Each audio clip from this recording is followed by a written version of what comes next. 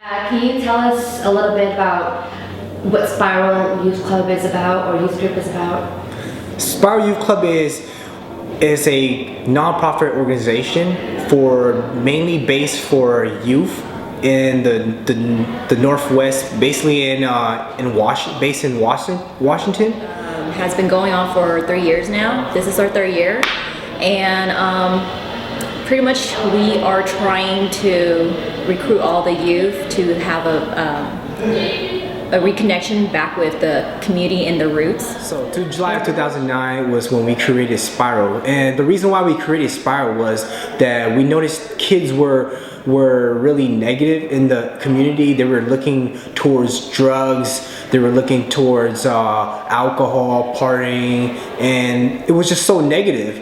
And we wanted to create a youth club that kids could come together and share this positive vibe and get to know each other, instead of creating like violence or criticizing each other or just stereotyping each other because they don't know each other. So what other activities has Spiral been involved in the community? Well, in the community or outside the community? Both? Okay. For in the community, we've been involved with Hmong Associates Washington, which is Hall. During the New Year's, we help them out with their programs, their New Year's, and we also have a booth over there too to talk to any youth people that are interested about the Spiral. And outside the community, we've been involved with this community service called Jam Fest. Yeah, Jam Fest. And pretty much we just help out volunteering, whatever program they're doing. And we also did like clothing drive too, which we collect clothes that are donated by the community, and then the Hmong committee, and then we give it back to the community in general for any people who are in need for them. And yeah, that's pretty much what we've been doing so far. So have you seen a progression in membership and participation then? Yes. In the last years? Yes. For the last 3 years, I have seen many youth in the community step up and lead and take the initiative to come join Spiral and help lead, and even just to come out to volunteer for events. From 2009 when we began, it was really, there was not anything. Nobody had any leadership or motivation or any curiosity. And here today, 2012, there's so much leadership now, and people being able to express themselves. So speaking of open mic, how did that come about? Open mic it's kind of like a talent show where kids are able to sign up and be able to express themselves through different elements like dancing, singing, rapping, spoken word, or music, just like instruments. So then, where do you see Spiral in the future? I see Spiral in the future much bigger, more of like, more construct. And I hope to see Spiral not only in the Washington, but to spread out into different states to be more national. So if you have anything to say to young Hmong kids out there, what would you say? Pretty much they just gotta believe in themselves, put themselves involved. Don't think that their life is just based on going to school and work and whatever the next lifestyle that all the Hmong people used to think, how you grow from a baby to an adult. You have like all these stages that you have to go through. So to able to do that, you have to like get out from that cycle. And I think if they could think outside the box, that will also think outside the box and get involved with like stuff that they love to do. Like for example, if they love like art, get involved with like an art club, or if they love car racing, get involved with like some kind of audio club or whatever they like to do. That will shape who they are. So that's just my best advice I give to any youth. Thank you. All right. I'm a singer-songwriter, and I'm part-time a nanny. I take care of kids, babysit. Oh, that's fun. No, that is a headache. No, I love kids. They're my passion. So, actually, I was watching one of your interviews. Oh. And you said you were gonna make an album. You made that album, Yes. right? It was just released this month. So, How did that come about? Like, how did you go with the process? I wanted to. I don't know. Since singing has came into my life, I think I've always wanted to accomplish that. You know, I think every singer wanted to accomplish. I want to make an album or like a mixtape or something like that. And I kind of stumbled upon it when I met Josh. And then we just kind of said, hey, let's give it a break. And 4 years later, I make this album. So I also was watching your interview, and you were talking about your genres of music. So currently, who do you listen to, or who do you like? Right.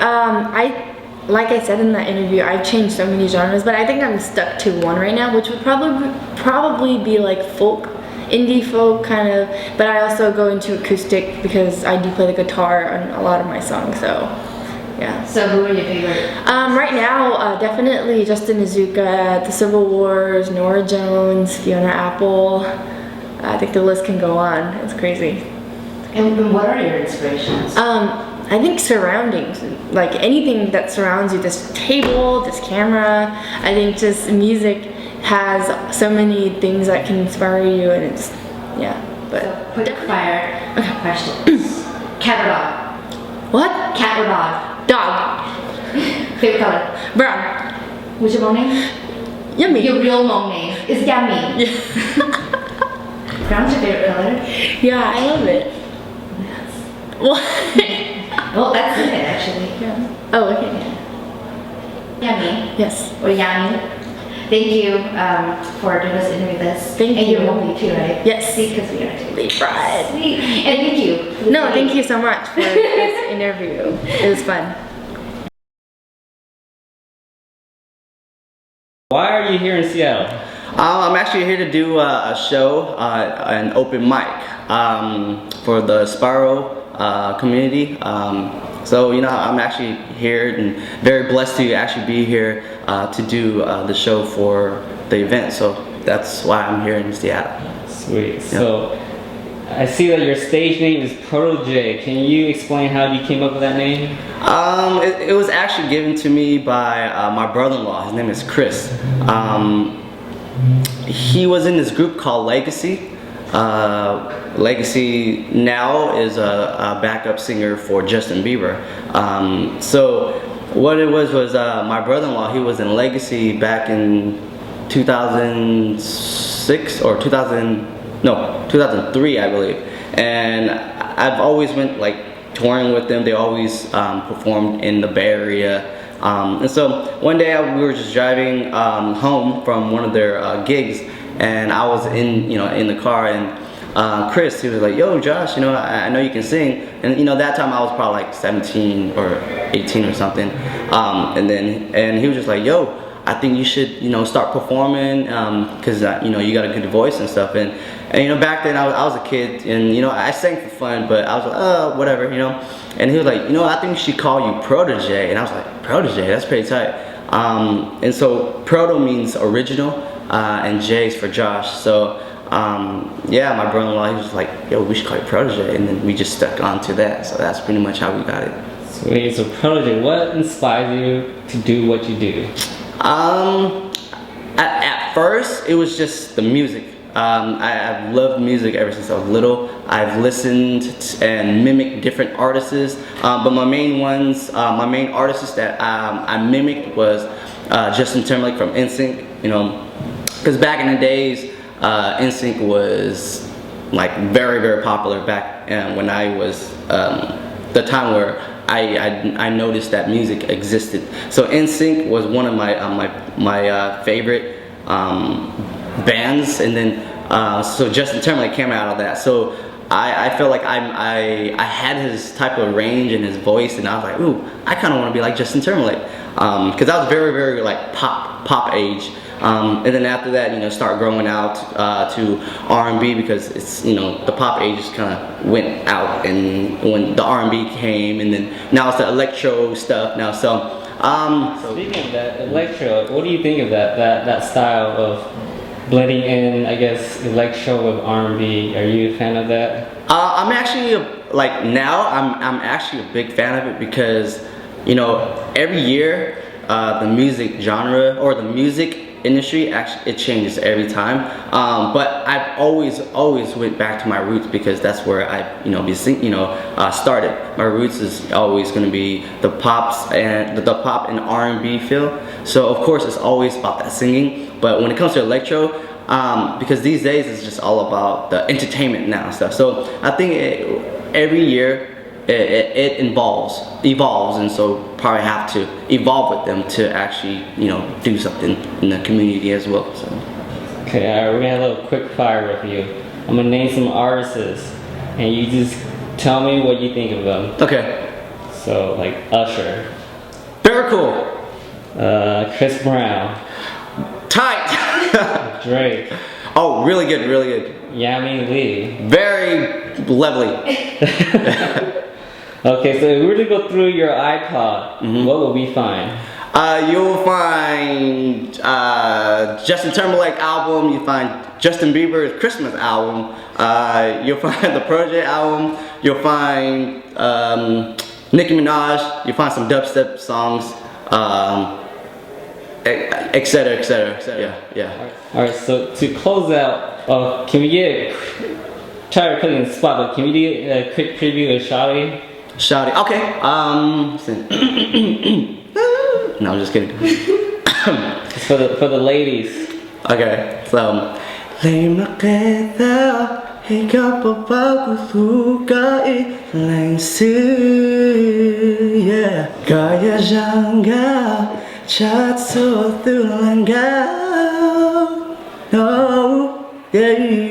That is what's up. Oh, Alright, sweet. Thank you. That was awesome. Thank you. Yeah.